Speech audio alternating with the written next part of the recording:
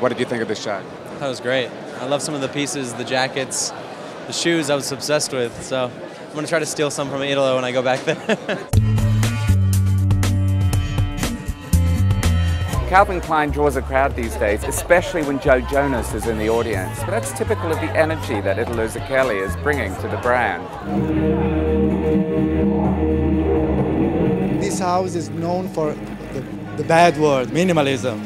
But the core of the concept of minimalism is like, if the fabric speaks, the style has to go into the background, or the opposite. It comes really natural to me. I tend to do that.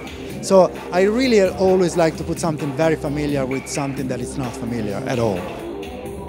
But you know, you gotta hand it to him. He really knows how to invent fabrics. And I think that every time you see a Calvin Klein collection, it's really like an exercise in fabric development for the company. The two silhouettes were the sort of baggy athletic pants and the oversized shorts. I guess they were pretty urban. I think it's very, very, very, very urban. It's coming from a little bit from hip-hop. It could be totally old-fashioned, but he turned it into something really futuristic and majorly modern.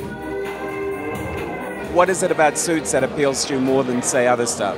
I feel like light-colored suits, light fabrics. I mean, I think something that pops generally when I look for suits, I find something that's a little bit off, a little bit different.